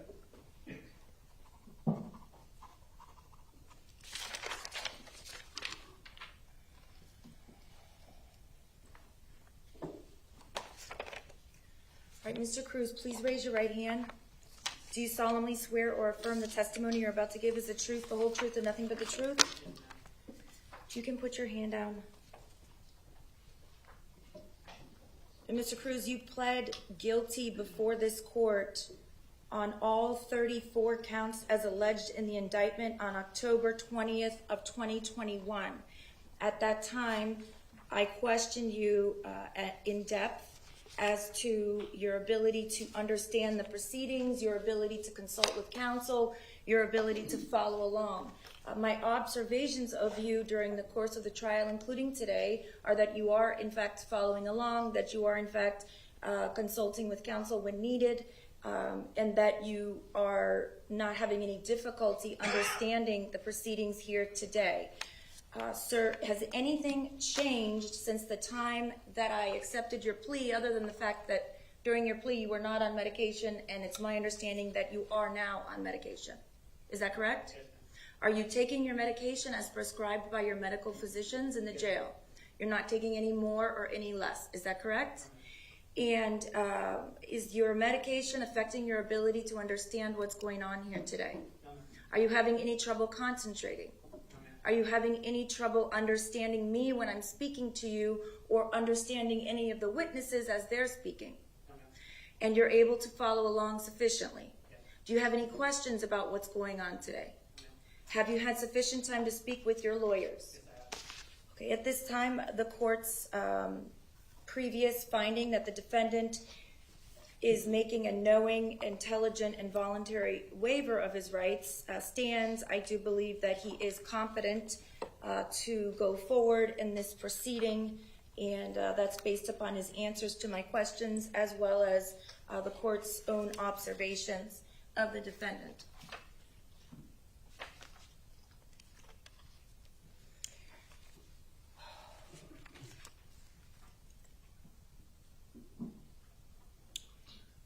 Before I impose the sentence in this case, I want to thank the family members for the privilege of learning about each and every one of your loved ones.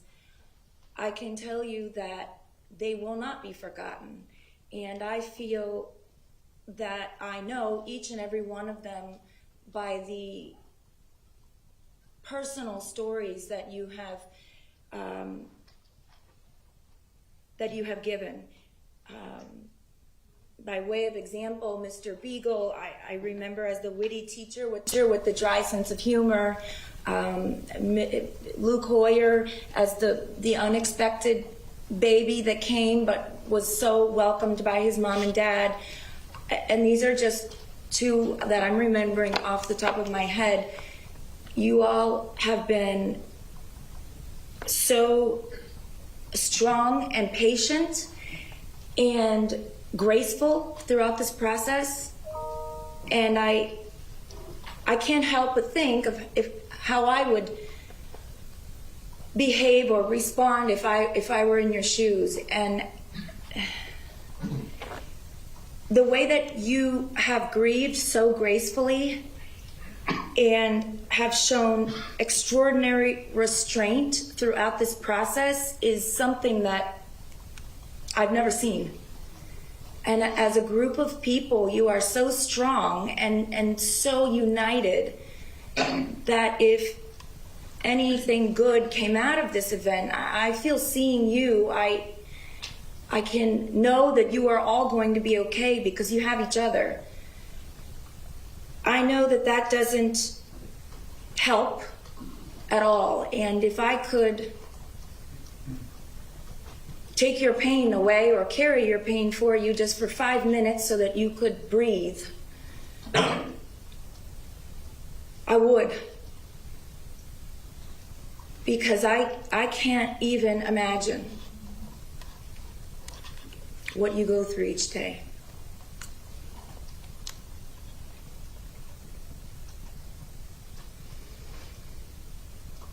You are a wonderful, strong community. And I also want to tell you that when I visited that school, I expected tragedy and sadness, which is present. However, that school is still thriving, and it's a beautiful campus, and it's not broken like one would expect. And I think that that is due to the strength of you all and your community. And I think that when people remember that school, they're going to remember the strength of the community and how, I mean, every one of these kids came up here, the survivors, and testified as to the schools that they're attending and how well they're doing. It speaks volumes as to you all as families and the care and the love that you provide your children. And I couldn't help but notice when the survivors came in and testified that their family units came with them and were there for them. And I can't think of any other instance in one community where so many children would have not one, not two, but a group of loving family members to support them. And that's how I will always think of MSD, just as a great school that will survive, like you all have.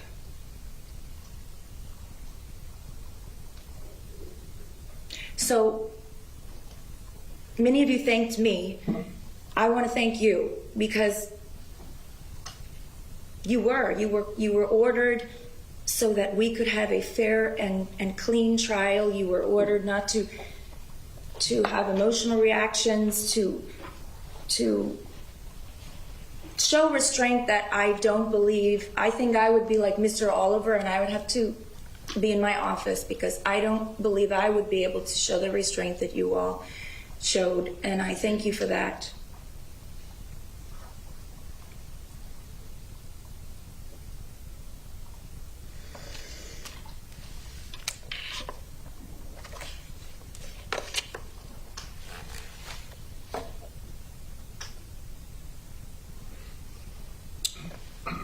It's the sentence of the court as follows.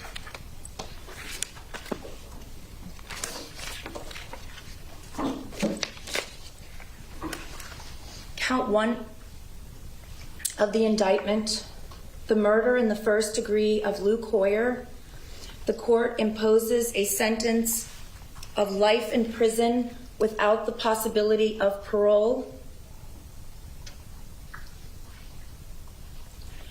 Count 2 of the indictment, the murder in the first degree of Martin, Duque, and Quiano. The court imposes a mandatory life sentence without the possibility of parole. Count 3 of the indictment, the murder in the first degree of Gina Montalto. The court imposes a mandatory life sentence without the possibility of parole. Count 4 of the indictment, the murder in the first degree of Alexander Schachter. The court imposes a mandatory life sentence without the possibility of parole. Count 5 of the indictment, the murder in the first degree of Elena Petty. The court imposes a mandatory life sentence without the possibility of parole. Count 6 of the indictment for the murder in the first degree of Alyssa Al-Hadef. The court imposes a mandatory life sentence without the possibility of parole.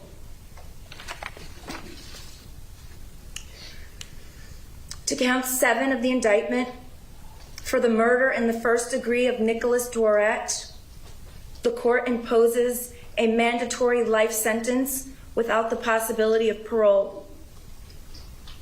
Count 8 for the murder in the first degree of Helena Ramsey, the court imposes a life sentence, mandatory life sentence without the possibility of parole. Count 9 for the murder in the first degree of Christopher Hickson, the court imposes a mandatory life sentence without the possibility of parole.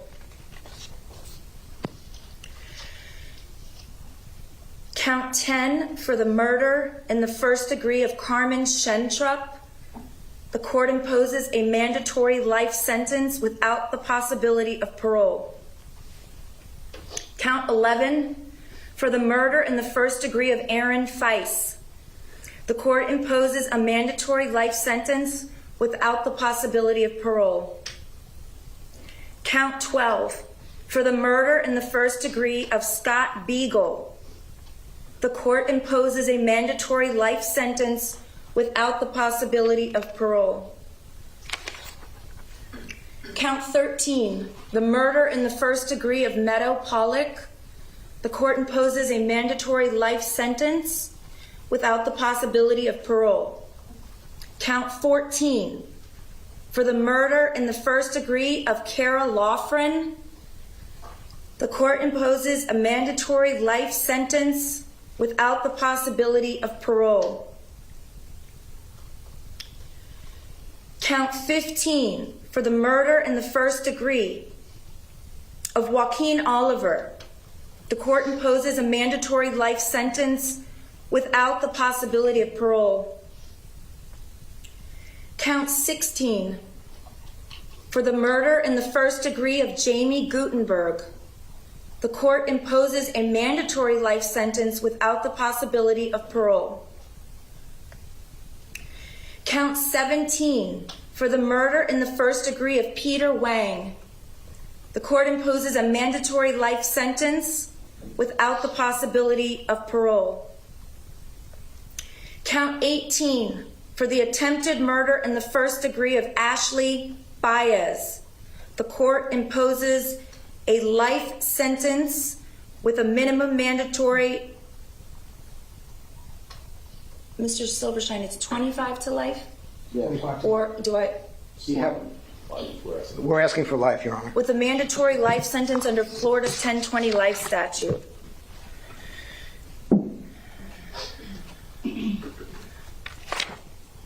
Count 19, with the attempted murder, for the attempted murder of William Olson, the court imposes a life sentence with a 20-year minimum mandatory sentence under Florida's 1020 life statute. Count 20, for the attempted murder in the first degree of Kashava Magnapuram, the court imposes a life sentence with a mandatory life sentence under Florida's 1020 life statute. Count 21, for the attempted murder in the first degree of Justin Colton, the court imposes a life sentence with a 20-year minimum mandatory prison sentence under Florida's 1020 life statute. Count 22, for the attempted murder in the first degree of Alexander Dorette, the court imposes a life sentence with a 20-year minimum mandatory prison sentence under Florida's 1020 life statute.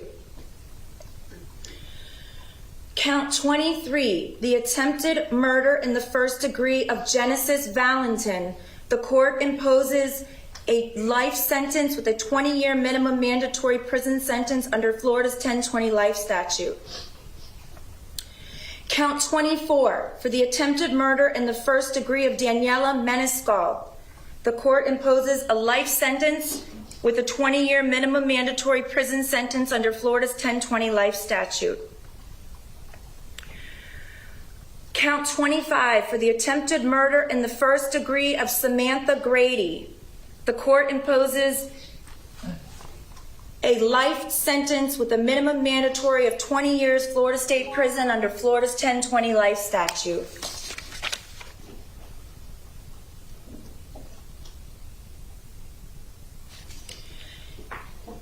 Count 26, for the attempted murder. Mr. Silverstein, I see you're standing up. Did I just in case misspeak? Okay. Count 26, for the attempted murder in the first degree of Samantha Fuentes. I'm imposing a life sentence with a minimum mandatory of life under Florida's 1020 life statute. Count 27, for the attempted murder in the first degree of Isabel Checker. The court imposes a life sentence with a minimum mandatory prison sentence of 20 years Florida State Prison under Florida's 1020 life statute. Count 28, for the attempted murder in the first degree of Samantha Mayor. The court imposes a life sentence with a life minimum mandatory prison sentence under Florida 1020 life statute. Count 29, for the attempted murder in the first degree of Benjamin Wickender. The court imposes a life sentence with a minimum mandatory of life in prison under Florida's 1020 life statute. Count 30, for the attempted murder in the first degree of Madeline Wilford. the court imposes a life sentence with a minimum mandatory of 20 years Florida State Prison under Florida's 1020 Life Statute. Count 31, for the attempted murder in the first degree of Marian Kabachenko, the court imposes a life sentence with a 20-year minimum mandatory sentence under Florida's 1020 Life Statute. Count 32, for the attempted murder in the first degree of Stacy Lapel, the court imposes a life sentence with a 20-year minimum mandatory prison sentence under Florida's 1020 Life Statute. Count 33, for the attempted murder of Anthony Borges, the court imposes a life sentence with a mandatory life sentence under Florida's 1020 Life Statute. Count 34, for the attempted murder in the first degree of Kyle Lamont, the court imposes a life sentence with a minimum mandatory of life in prison under Florida's 1020 Life Statute. I am ordering that each and every count of the indictment run consecutive to one another. Your Honor, on count 30, Yeah, so I'm gonna- on count 30, that is at 25 to life, not 20 years. Madeline Wilford. Madeline Wilford. Okay, excuse me. I misspoke. On count 30, there is alleged and proven the use of a firearm, discharge, and infliction of great bodily harm on Madeline Wilford. So I am correcting my previously imposed sentence. It is a life sentence with a mandatory life sentence under Florida's 1020 Life Statute. Again, I am ordering that all 34 counts of the indictment for each sentence is to run consecutive. That is, one after another. I'm ordering all mandatory court costs, all costs of prosecution. I'm ordering the costs of incarceration of the defendant by the Broward Sheriff's Office. I'm also imposing a public defender fee pursuant to Florida statute. I'm ordering restitution for each victim as previously named in counts 1 through 34 of the indictment, with the specific amount to be determined at a later time. I am ordering pursuant to 943-325, the defendant is to submit to 2 samples of his blood or less intrusive method for purposes of the DNA bank. Mr. Cruz, you are remanded to the custody of the Department of Corrections to complete the mandatory life sentences imposed by the court. You have 30 days to appeal the judgment and sentence of the court. If you fail to appeal within the allotted time period, or you fail to contest the imposition of any of the fees or costs imposed during that 30-day period, you will waive said appeal. I am also granting the state's motion under the Florida equivalent of the Son of Sam law, which means, Mr. Cruz, you will not be able to benefit in any way as far as monies are concerned as to the crimes that you committed.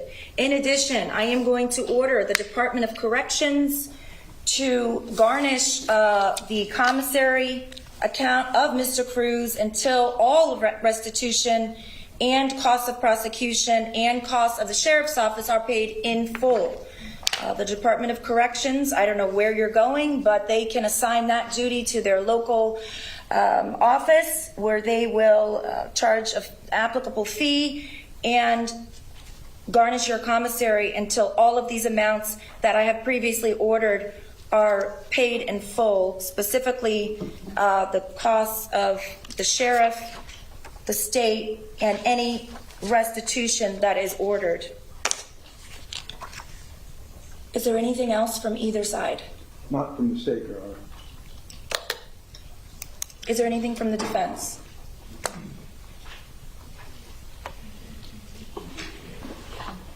Your Honor, the defense waives the PSI at this point. It was previously waived. Then there was some discussion about whether it could be in a death penalty case, but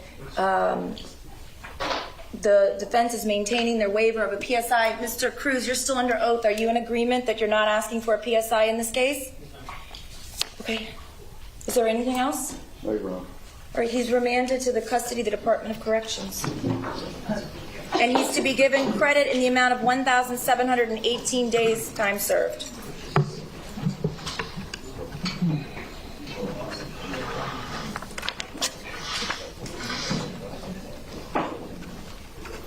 So there you have it. The Parkland school shooter will serve multiple life sentences without the possibility of parole. Hopefully this gives some solace to the families. This is not what they wanted, but this is what the jury's decided. And so right now, let's go to Ari Adja with the very latest. He's right outside that courtroom. Ari. Well, Trina, everybody who was just watching saw what happened for themselves. The judge issued the sentence, no mystery. Everybody knew what the sentence would be after the shocking jury verdict a couple of weeks ago in which the jury declined to give the Parkland murderer the death penalty, the highest possible sentence. Instead, voted for a life in prison sentence, which is exactly what the judge did. Consecutive life terms for the 17 murders and the attempted murder charges as well to run after that. So he will never see the light of day. He does not have the possibility of parole. Obviously, this is not what the parents and victims wanted. In almost lockstep unison, they had all wanted to see the highest possible penalty given in this case, with the reasoning that their victims' lives should weigh more than this defendant's life. And that's what we've heard over and over again so many times throughout the course of the trial from the various families and victims. And I want to say, obviously, over the last 2 days, yesterday and today, up until the point when the judge issued the sentence, the victims had the chance, had the opportunity to direct their ire directly at the person who murdered their loved ones, or in some cases took shots at them, and they happened to survive the onslaught of bullets that day.